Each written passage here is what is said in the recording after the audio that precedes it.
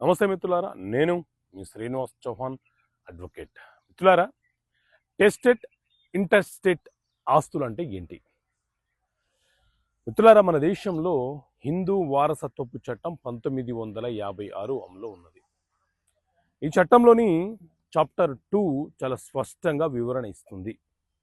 Tested ఆస్తులు అంటే ఎవరైనా ఒక వ్యక్తి తాను బ్రతికి ఉన్నప్పుడు తన కష్టార్జితమైనటువంటి ఆస్తులను ఎవరికైనా వీలునామా రూపంలో రాసిపోయినా, బహుమతి రూపంలో రిజిస్ట్రేషన్ చేసిపోయినా, లేదా భాగ పరిష్కారం ద్వారా తన ఆస్తులను భాగ పంపిణీ చేసిపోయినా, ఆ ఆస్తులన్నీ కూడా టెస్టెడ్ ఆస్తులుగా చట్ట ప్రకారంగా పిలుస్తారు.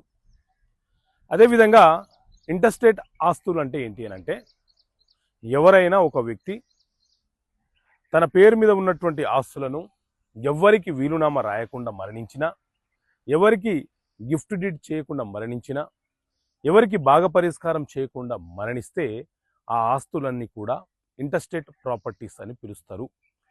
ఈ ఇంటర్స్టేట్ ప్రాపర్టీస్ ఏవైతే ఉన్నాయో ఆ ఆస్తులన్నీ కూడా చనిపోయిన వ్యక్తుల యొక్క వారసులు ఎవరైతే ఉన్నారో, కుమారులు, కూతుర్లు, వాళ్ళందరికీ కూడా ఆస్తిలో సమాన వాటా కోరే హక్కు ఉంటుంది. కూతురు కుమార్తెలతో పాటు కూతురు అలాగే కుమారులతో పాటు భార్య కూడా ఒక వాటాదారాలు అవుతుంది ఈ ఆస్తి వాటా కోరడంలో. ఎందుకంటే భర్త చనిపోయిన తర్వాత భార్య మొదటి లీగల్ ఎయిర్ అవుతుంది కాబట్టి భార్య కూడా one of the legal air of the husband, కాబట్టి ఆమె కూడా వాటాదారాలే అవుతుంది. ఓకే మిత్రులారా, థ్యాంక్ యూ.